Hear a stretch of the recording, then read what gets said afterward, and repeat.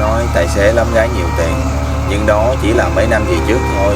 Còn tài xế bây giờ hàng không có chạy, tiền không có mà tiêu thì lấy đâu ra mà lắm gái nhiều tiền.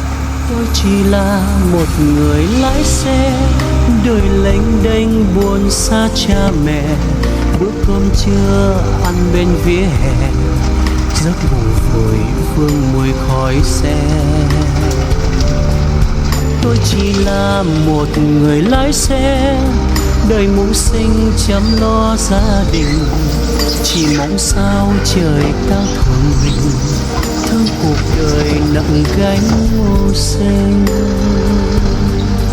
Xin đừng nặng lời với tôi.